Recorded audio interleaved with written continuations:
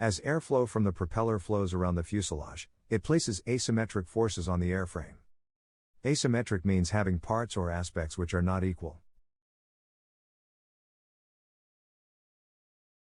In most light airplanes, the propeller spins clockwise from the pilot's view. That spinning creates a stream of air, from the propeller to the rear of the fuselage. Because the air is already spinning, it spirals around the fuselage, and is blocked at points by the wings and fuselage. The result is a force in the vertical stabilizer, which pushes the tail to the right.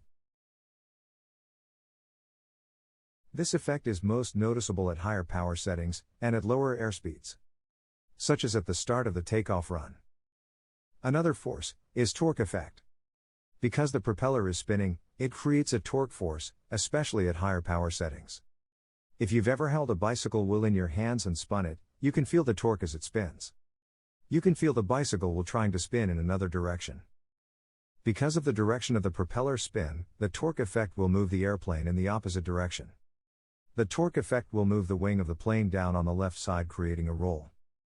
Both the slipstream force and the torque forces we've just looked at combine to cause a yaw and roll. Both these are towards the left, and are most noticeable at takeoff.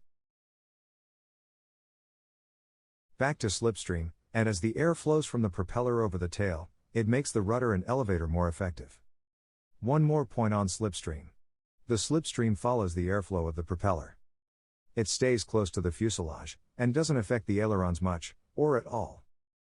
And so the rudder and the elevator become much more effective at low airspeed than the ailerons.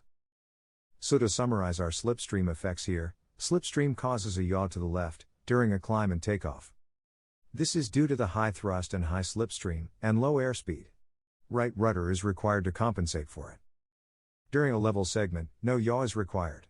During a descent, there's a yaw to the right. This is due to the engineers compensating for some left yaw, and so when the power is released, the compensation is still there, but it's not required.